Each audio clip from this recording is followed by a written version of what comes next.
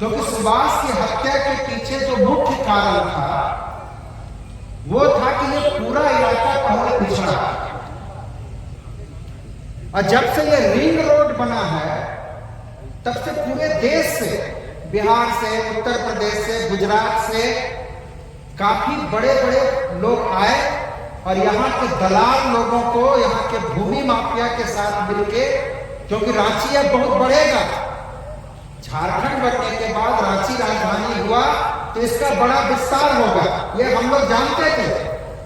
और ये जो रिंग रोड बना तो इसके अगल बगल जो जमीन है, ये जमीन में यहाँ के आदिवासियों का जमीन है, यहाँ के दूसरे गरीब का जमीन है, यहाँ पर छोटा नागपुर काश्तकारी कानून CNT लागू है, आदिवासियों की जमीन आप उस तरीके से नहीं ले सकते हैं। तो एक बड़ा, आप अभी हम लोगों ने निकाला है कुछ आंकड़ा कि ये रिंग रोड के किनारे रामपुर से लेके यहाँ गुमला रोड तक भारी संख्या में जमीन की लूट चल रही है, और इस लूट के खिलाफ CPIM, सुभाष मुंडा और इस इलाके में रातू नगरी की लोकल कमेटी, हमारी पार्टी की जिला कमेटी लगातार लड़ाई लड़ रही है। और इसीलिए वो जमीन माफिया लोग, वो जो माफिया लोग के आंख की किरकिरी कॉमरेड सुभाष मुंडा बन गए थे, और आज ही के दिन शाम को लगभग 7:45 बजे यहीं पर आधा फरलांग की दूरी पर बहुत ही कायराना तरीके से उनकी हत्या की। लेकिन बताया हमारे साथियों ने कि सुभाष मुंडा की हत्या से केवल रांची जिला ही नहीं, हिंदुस्तान का कोई राज्य, इवन विदेश में भी, फिलीपींस में भी लोग सड़कों पर उतरकर सुभाष मुंडा की तस्वीर के साथ इस हत्याकांड का विरोध किए थे। क्या ऐतिहासिक बात। उसके बाद हम लोग DGP से मिले, DGP ने कहा कि हम SIT गठित कर रहे हैं, बहुत जल्द जो है अपराधी पकड़े जाएंगे। और उस समय जो रांची के senior superintendent of police SSP थे, उनको SIT का प्रमुख बनाया, अभी वो ट्रांसफर हो। होमकर साहब जो झारखंड के IG हैं, उन्होंने इस केस की मॉनिटरिंग करने की जिम्मेवारी ली थी। जब हम लोग सुभाष मुंडा की मां, सुभाष मुंडा के पिताजी और पार्टी लीडरों के साथ जब DGP से मिले तो उन्होंने कहा कि होमकर साहब जो यहाँ के IG है वो इस पूरे केस की मॉनिटरिंग कर रहे हैं।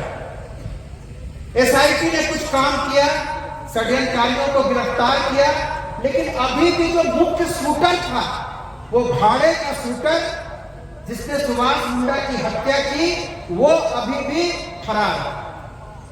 लेकिन हम लोगों ने फिर DGP को दिया चिट्ठी। आज तो DGP साहब बदल गए, अब झारखंड के नए DGP साहब अनुराग गुप्ता। हम लोग एक सप्ताह के अंदर फिर इस नए DGP साहब से मिलेंगे कि SIT की जांच में जो फॉरेंसिक रिपोर्ट था, उस फॉरेंसिक रिपोर्ट में, क्योंकि सुभाष मुंडा के हत्यारों को बचाने के लिए करोड़ों रुपया खर्च कर रहे हैं माफिया लोग, वो नहीं चाहते हैं कि वो हत्यारे सामने आए। मैं नाम नहीं लूंगा, जब सुभाष मुंडा की हत्या हुई तो भारतीय जनता पार्टी के भी बड़े बड़े नेता हैं, बाबूलाल मरांडी आए, अर्जुन मुंडा जी आए, इस इलाके के जो विधायक हैं, सांसद हैं BJP के, वो सब लोग आए। लेकिन एक व्यक्ति ऐसा भी था, हेलो, एक व्यक्ति ऐसा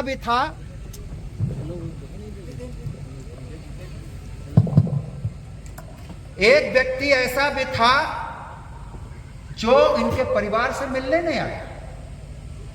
वो बड़े नेता हैं इस इलाके के, मांडर के, और उनका जब एक इंडिया गठबंधन की मीटिंग थी, उन्होंने सुभाष मुंडा के बारे में कई गलत कमेंट किए।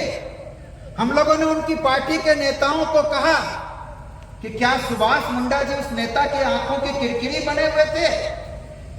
क्योंकि जब मांडर का उपचुनाव हुआ तो उसी नेता को बहुत बड़ा चैलेंज मिला। इसलिए यह भी आपको समझना होगा कि सुभाष मुंडा की हत्या इस इलाके में लाल झंडे को केवल खत्म करने के लिए ही नहीं, पूरे कम्युनिस्ट आंदोलन और भारत की कम्युनिस्ट पार्टी मार्क्सवादी की राजनीति को खत्म करने के लिए थे। इसीलिए हम कोई नई मांग नहीं कर रहे हैं।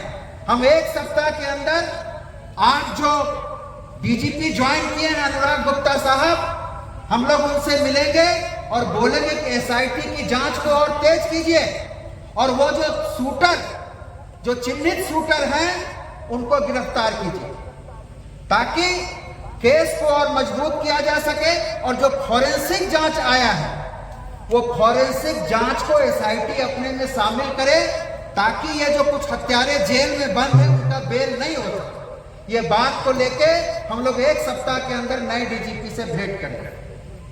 दूसरी बात, माननीय मुख्यमंत्री हेमंत सोरेन जी ने भी प्रतिक्रिया देने में देर की। बाद में उन्होंने इस हत्याकांड की निंदा की और सुभाष मुंडा की मां, पिता और उनके परिवार को खबर भेजा कि आप आके हमसे मिलिए। सुभाष मुंडा की मां, उनके पिता, उनके परिवार के सदस्य माननीय मुख्यमंत्री से हेमंत सोरेन जी के आवास पर गए। हेमंत सोरेन जी ने भी कुछ आश्वासन दिया था। उन्होंने सार्वजनिक रूप से कहा था कि हत्यारों को गिरफ्तार करने में झारखंड सरकार और झारखंड की पुलिस कोई कोताही नहीं बरतेगी। उसके साथ मुख्यमंत्री जी ने यह भी आश्वासन उनके परिवार को दिया था कि आपको जो भी मदद की जरूरत हो आप हमसे निसंकोच कहें। उनकी पत्नी, सुभाष मुंडा की पत्नी बीडीएस है, बीडीएस माने दांत की डॉक्टर है।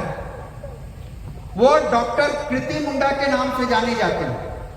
अभी बहुत सारी बहालियां हो रही हैं।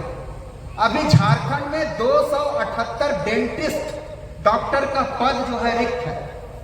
हम लोगों ने चिट्ठी लिखा मुख्यमंत्री जी को। खुद कृति मुंडा ने, सुभाष मुंडा की पत्नी ने आवेदन भर के अपने पूरे बायोडाटा के साथ मुख्यमंत्री जी का जो आवासीय सचिवालय है खुद मैंने जाके जमा किया। लेकिन मुख्यमंत्री जी की ओर से उस शहीद की पत्नी को, जो कि डिजर्व करती है, डॉक्टर है, उसकी नौकरी के लिए अभी तक मुख्यमंत्री जी ने कोई पहल नहीं की। क्या शहीद की पत्नी को नौकरी नहीं मिलनी चाहिए?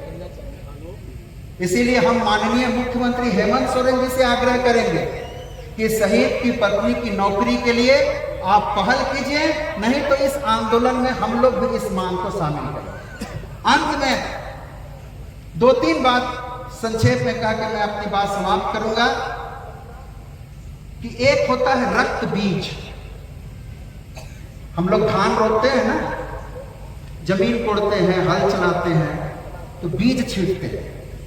बीज छींटने के बाद धान का पौधा होता है। उस पौधा को हमारी माँ बहनें खेत में जब पौधा बढ़ जाता है तो उसको धान के रूप में रोपती है। उसी तरह शहीद का खून जो है वो रक्त बीज है। एक सुभाष अगर तुम मौत के घाट उठा रहे हो तो इस इलाके में हजारों सुभाष पैदा होगा और लाल झंडा आगे बढ़ेगा। इस बात को चैलेंज हमको लेना है और इस इलाके के भू माफिया के खिलाफ जो गुंडे हैं, जो बदमाश हैं, जो धमकियां दे रहे हैं, हम किसी को नहीं छोड़ेंगे। लाल झंडा से जो टकराएगा उसकी धज्जी उड़ जाएगा। यह चेतावनी भी मैं इस मीटिंग के माध्यम से देना चाहता हूं। आप सबको जोहार, नमस्कार, लाल सलाम। शहीद सुभाष मुंडा अमर। धन्यवाद। अब अगला सभा के अध्यक्ष और नगरीय प्रखंड के प्रमुख मधुआ कच्छप जी हमारे बीच, हमारी पार्टी के वरिष्ठ नेता और देश में किसान आंदोलन के योद्धा डॉक्टर अशोक भवले जी, जोहार, आरा जोहार। समय बहुत हो गया है, 4 से ज्यादा बज गए, आपको लौटना पर मैं 2-3 मिनट में 3-4 बात करूंगा। कॉमरेड सुभाष के शहीद होने के बाद